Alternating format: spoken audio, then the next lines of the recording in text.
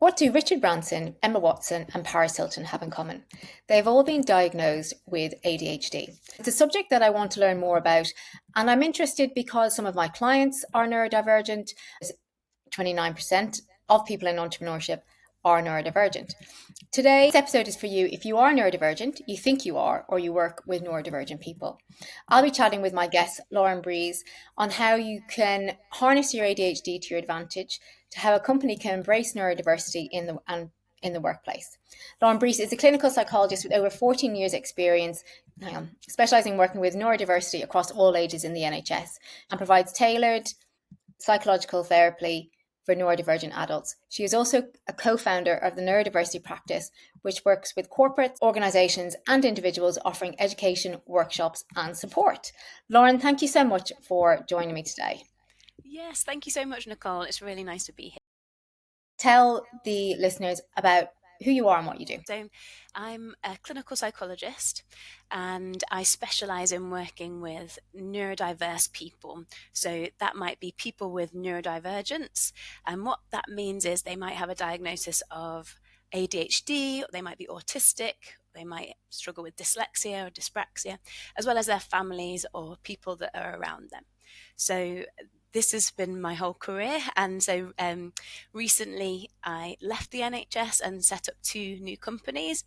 One working directly with clients, offering assessment and subsequent diagnosis, if that's appropriate, of autism and ADHD, as well as therapy to kind of improve their well-being.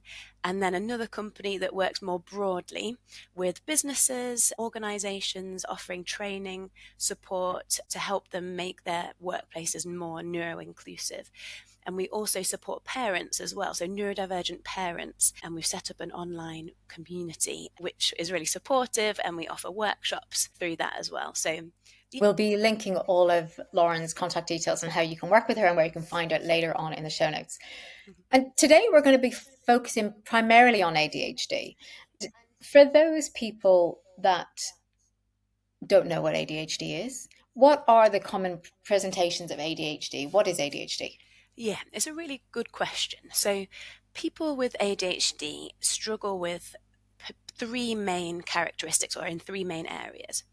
So ADHD stands for Attention Deficit Hyperactivity Disorder. And the name is a bit misleading because it implies that people don't have very much attention, so attention deficit, but actually people struggle with regulating their attention. They might have too much attention.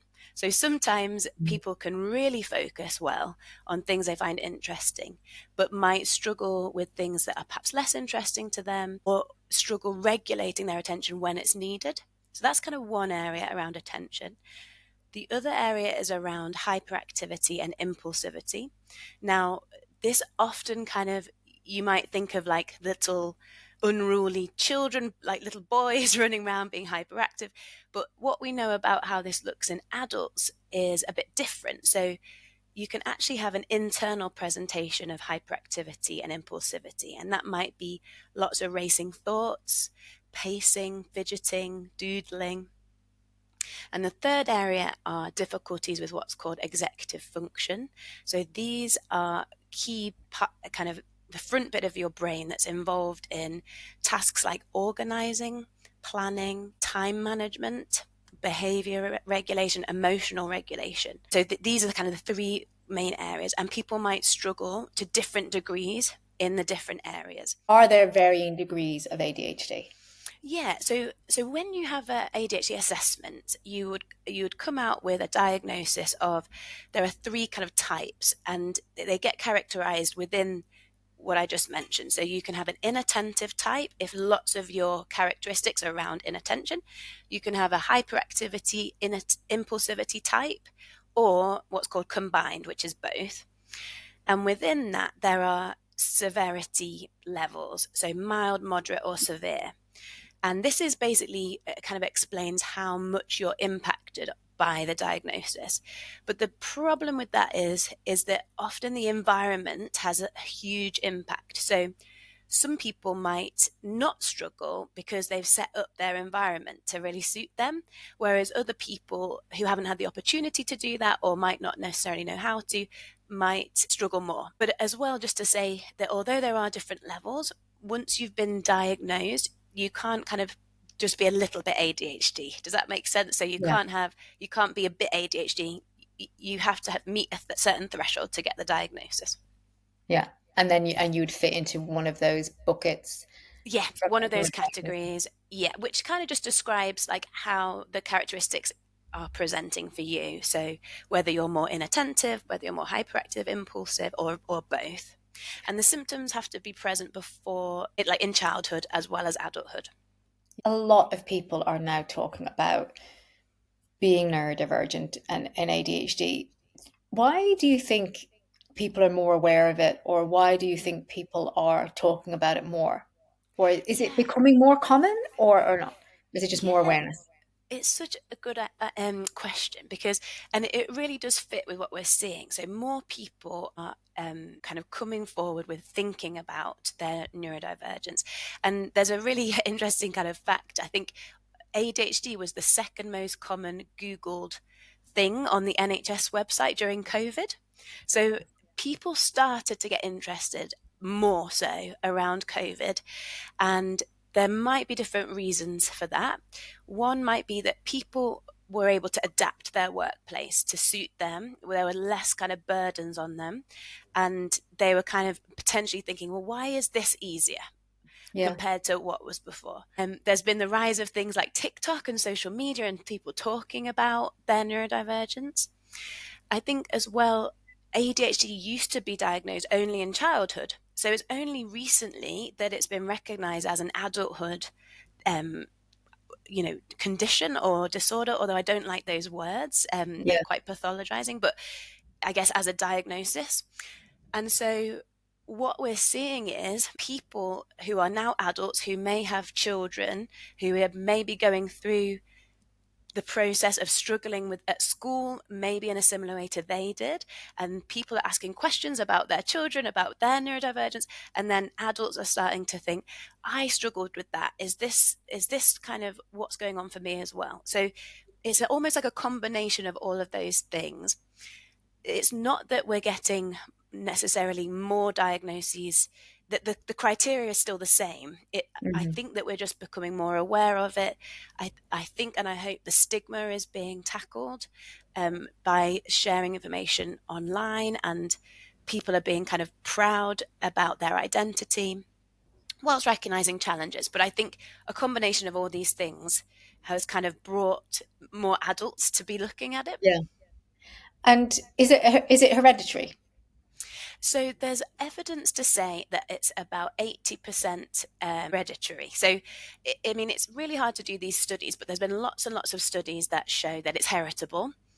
There are other things that might impact, but it's really hard to kind of pin down what those environmental factors might be. So there are kind of risk factors, things like being premature or, for example, having a stay in the NICU that might be risk factors. But mainly what we kind of know from a lot of research is that if you have neurodivergent family members, you're it's more likely that you might also be neurodivergent. So there's Yeah. heritability in that. Yeah. And heritability, so the 80% is about the same as height. So you can use it as a comparison. Um, If you are neurodivergent, and like I said, we're talking mainly about ADHD, how can you harness that and use it to your advantage? How does ADHD then manifest in entrepreneurs and particularly women?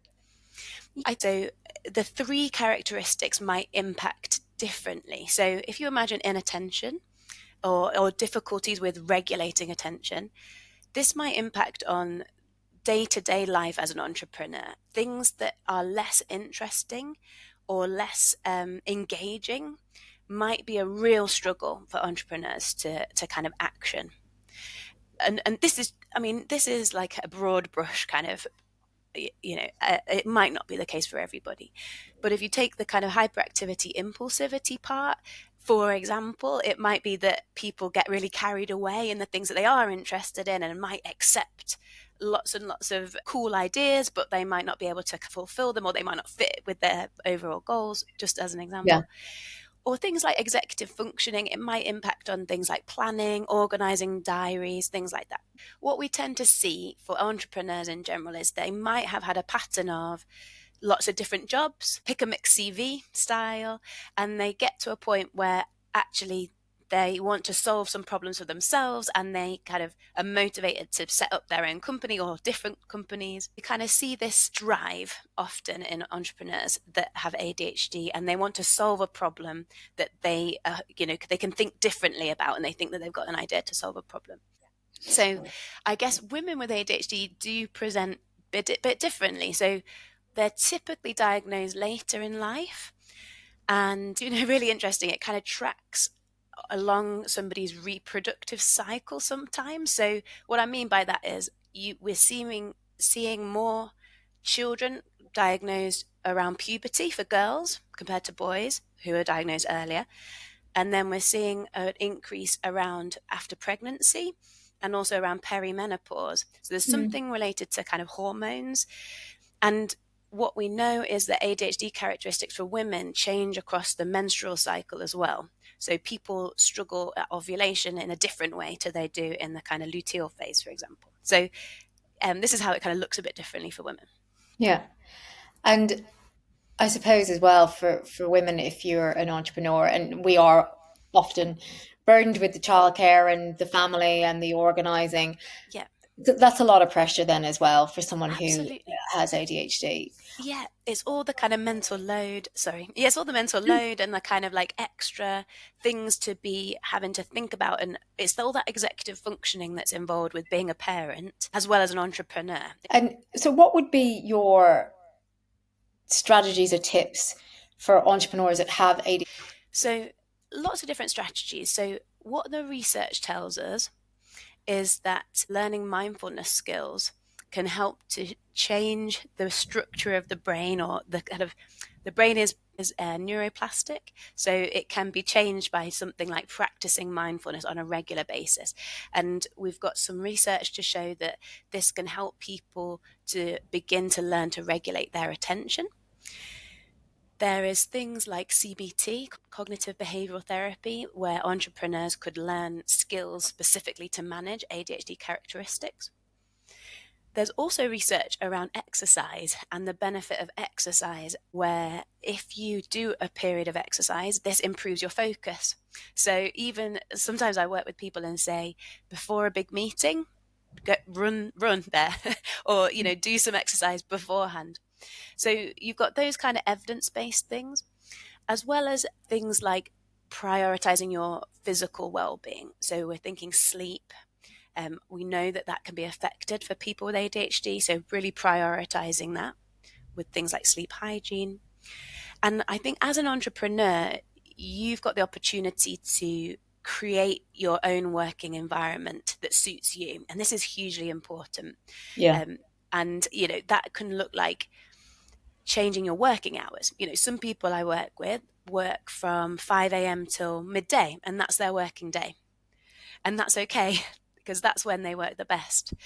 Things like asking for help, outsourcing tasks that are you might struggle with, and being okay with that, but not kind of carrying shame about that.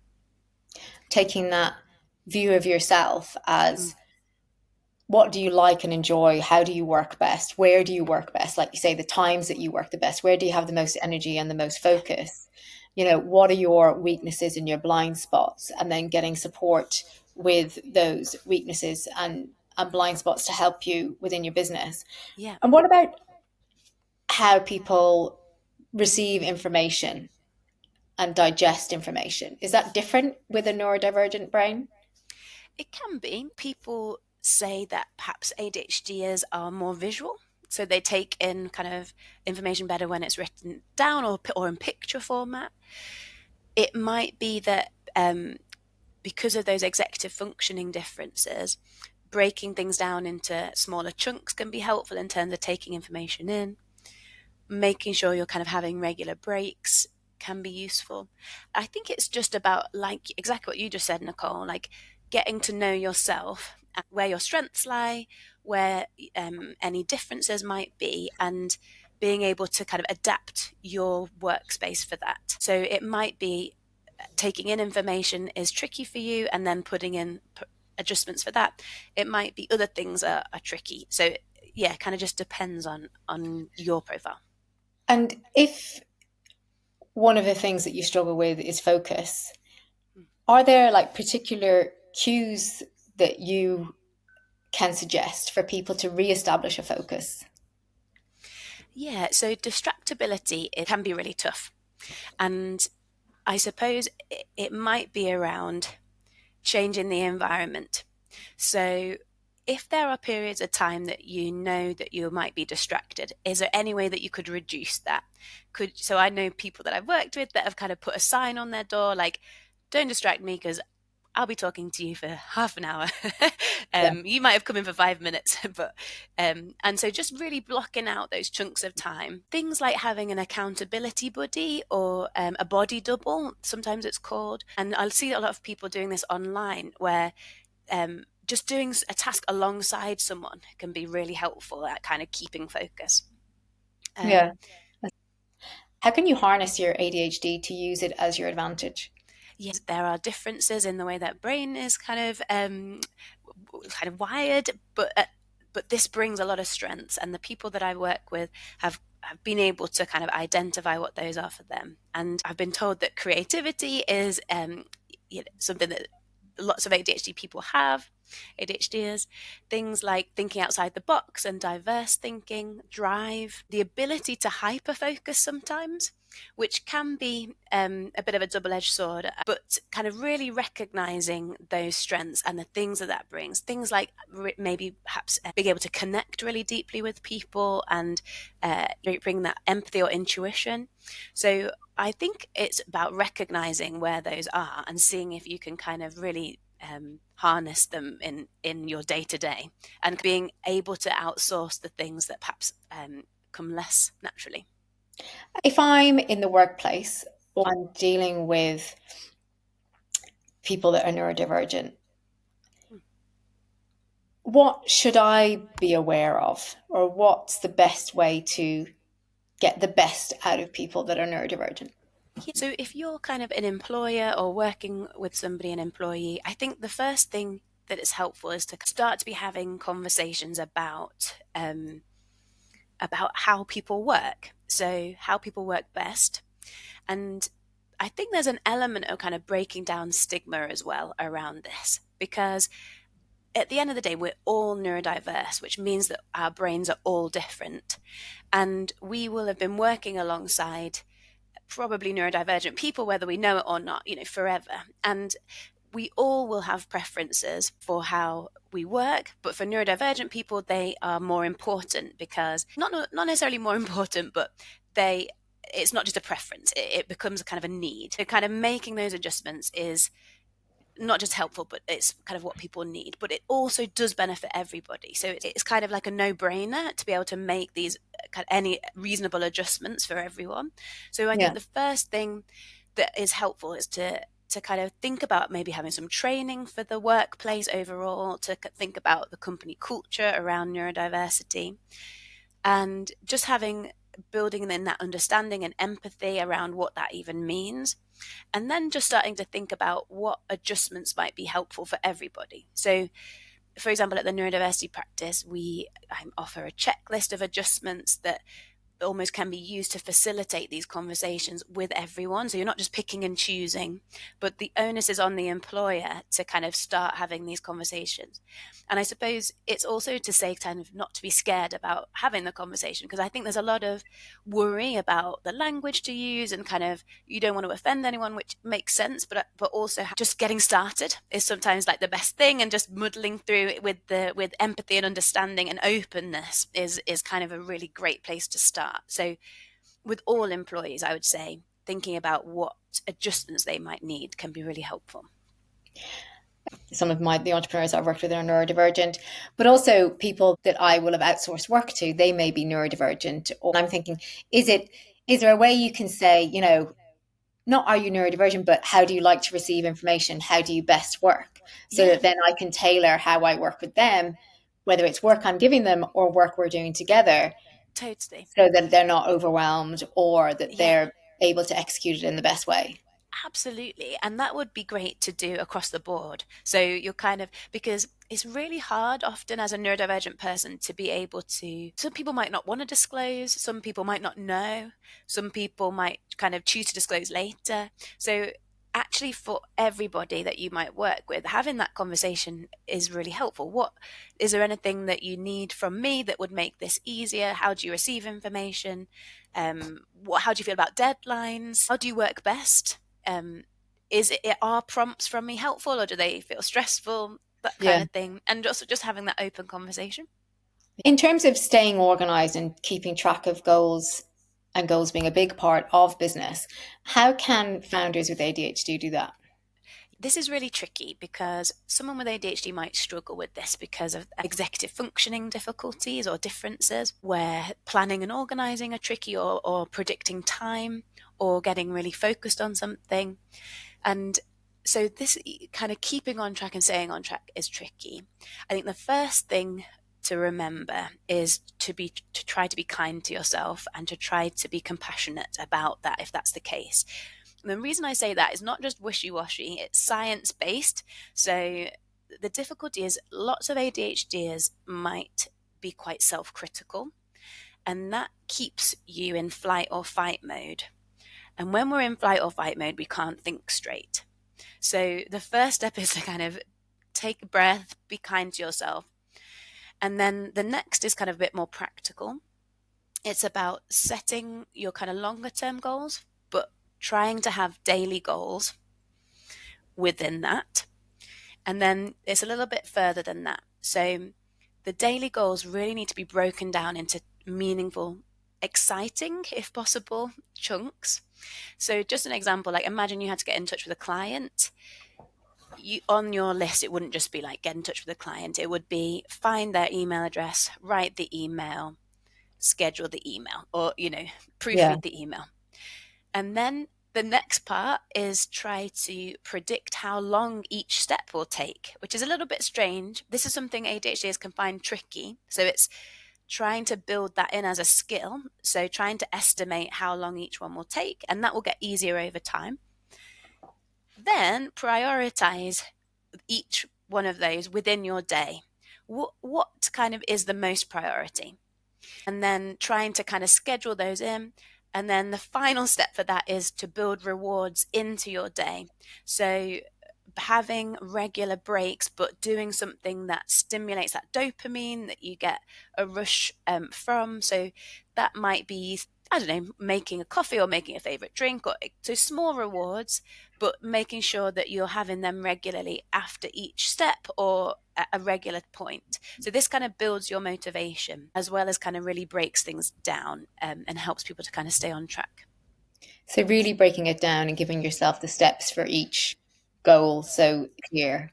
And setting your priorities and kind of trying to work out. And sometimes people might need help with almost estimating time to begin with, and you might need to practice that. So like realistically, how long does an email take? Is it 5 minutes, or sometimes can it be half an hour actually? Because this is what can sometimes happen that gets people off track accidentally, is that it might take longer, and then they worry about that and they might beat themselves up about that, and then they get into flight or fight mode, and then that It's a whole spiral is a then. Yeah. real, yeah, and it's really hard to concentrate, and then you get distracted.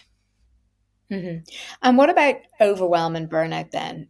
Yeah, How can this be avoided or helped? it's really common for ADHDers, and there's kind of not number of reasons. So burnout means you're stuck in flight or fight mode. So it means that you've been in flight, fight or freeze mode for too long. If you have ADHD, you're more likely to be self-critical. We spoke about that earlier. It kind of keeps you stuck in flight or fight. Things like hyperfocus can be great because it means that people can concentrate on the things they're interested in. But sometimes people miss meals. They miss connecting with their family. They miss all the things that bring them soothing or connection, potentially, if they're really focused. Things like kind of the kind of difficulties with time planning and things just means that what can end up happening is you're working really hard, you become exhausted, and then it takes ages to recover from that because you're so exhausted, and then you get a bit of this boom and bust loop. And so I think kind of steps to avoid burnout is similar things to what we've spoken about. It's trying to cultivate that self-compassion, and that, you can get help from a therapist to kind of do that. Trying to have a regular check-in every day to kind of notice how you're feeling and name it. Trying to prioritize that rest and breaks. So if we think that burnout is related to flight or fight mode, we need to then switch on the soothing mode. So we need to be thinking, what recharges you? What gives you soothing? What allows you to relax? And that might be connecting with others, might be things like breathing, box breathing, which is a kind of regulation tool. And then you've got the other parts that are just around like physical health. So make sure you're eating well, maybe setting reminders to have your, breakfast, lunch, dinner, making sure you're sleeping well, exercising. And then another thing, just a final thing, it's almost like if you're a person that accepts, like impulsively accepts lots of work because it's really exciting, you might even come up with a bit of a phrase that helps with that. Like, I need some time to think about that. Let me get back to you. And it just becomes this kind of pause that you set yourself before accepting or kind of getting excited, which is a huge strength, but it also could lead to things like burnout if you're accepting lots and lots of work or things like that. So almost practicing a phrase that might just build in a bit of a sense of pause for you. Or over promising, I suppose, as well. So if, good point. I'm thinking if you're a brand and you're supplying a retailer and the retailer is asking, can you do this? Can you deliver this amount? Can you do this? And you're like, yes, because you want to do it and you're really excited about it. But actually, when you get back and you go, actually, why have I agreed to that? Because there's no way I'm going to be able to deliver that quantity in that time frame to that retailer, And you mentioned there about the check-ins and kind of seeing where people are at. Would you say, is that like a traffic light check-in for people, like, or is it on a scale of 1 to 5? What way have you seen it works well for people? And I think it can really vary. So it might be about just scheduling 5 minutes into your day to kind of sit down with yourself, and if you can, activate a kind of slow breathing rhythm or soothing breathing rhythm, and just notice whatever comes up. So these are kind of mindfulness skills that we were talking about earlier, but it's just about checking in with how your body is feeling almost, and then that often gives a clue to how we're feeling emotionally. So the first step is almost to name it, name the word, name the emotion word. And there's a phrase that says kind of name it to tame it. So even that in itself can be helpful. I'm feeling really overwhelmed and I can notice butterflies in my tummy. And that in itself can be just hugely powerful. And then, so it could be like a scale of 1 to 10 or 1 to 5. Some people prefer to like think in colors. So I've got a big black blob in my tummy. Some people like to use like an emotions wheel where you can kind of get different options for different emotions words. So it's, I guess playing around with what might work for you, because some people might be more familiar with describing how they feel than others. What are the things that they can do then? Say, okay, I'm feeling really overwhelmed. To take that overwhelm away, or what would you say, like the mindfulness, the practices that we talked about, or identify what is making them feel overwhelmed, and then how can they break that down? Possibly, absolutely. So the first step is breathing. So the breathing regulates the nervous system. The next step is noticing and labeling how that you feel. And then the next step after that is almost an acceptance of that. So before we start going into problem solving mode, it's about trying to accept, but also understand, and what I would say validate. So try to make sense of, well, actually, I'm feeling really overwhelmed because I've got so much on at the moment. And if anybody else was in my position, I actually think that they would feel overwhelmed. So you're kind of trying to be very validating and accepting of emotions because they are messages to us. And so I don't want to get into a point where we're trying to necessarily get rid of them. However, yeah, then the next stage you might think about, okay, well, what can I do? What do I need? Do I Yeah. need to slow down? Do I need to see if I can take some things off my plate? Do I need to ask for help? So, yeah, I guess asking yourself, what do I need in this moment? Because maybe nothing can change, but maybe it's about taking things slower or building in some more soothing time. What are some of the misconceptions some people have about ADHD? Yeah, lots and lots, especially this is changing, I'm hoping. So there's previously been lots of stigma about ADHD, people being assumed that they're lazy or stupid or they're doing it on purpose. And this often people have been told things like, you've got so much potential if only you applied yourself. And it's these messages that then can lead to that almost kind of self-critical thinking down the line. But we know so much more now about ADHD. We know more about what it looks like in women. We know it affects adults. We know it can be very debilitating. So yes, there are strengths, but for some people, it can lead to really difficult situations, and that they might really struggle, and especially if they're not able to adapt their environment or find the right support. So yeah, there are lots of misconceptions, but I'm hoping that the stigma is starting to change, or when we're able to talk about it, we're able to acknowledge the full kind of picture in a way. For those that haven't been diagnosed, but Mm. they suspect that they have ADHD, what should they ask themselves, and what is your advice?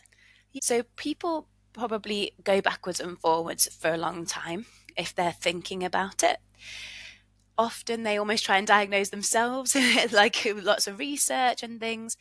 And I guess I would just say that that's not necessarily their job, that they don't need to, all they need to do is kind of have a question about what's going on for me.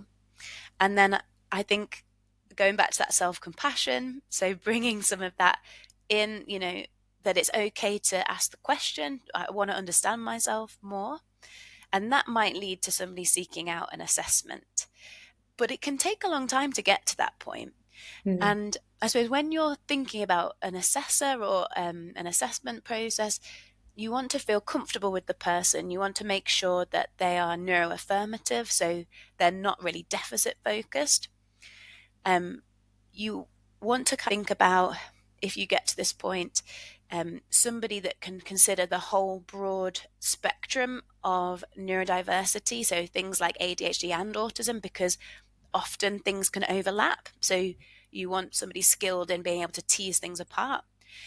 And clinical psychologists are well placed to provide almost like a psychological explanation for somebody's experiences alongside just alongside a diagnosis. So, in my opinion, that's helpful, having a narrative about their experiences and a diagnosis if one is given after the assessment. So, I think, yeah, being kind to themselves, thinking about whether whether this is having an impact on them as well, because it might not be.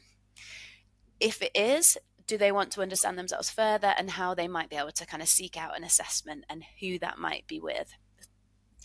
And so I know many of the listeners here will be listening from the UK, and the NHS might be their first port of call for Yeah, that. But the waiting times I have heard are very, very long yeah, to it get can that be. assessment at the moment. Absolutely.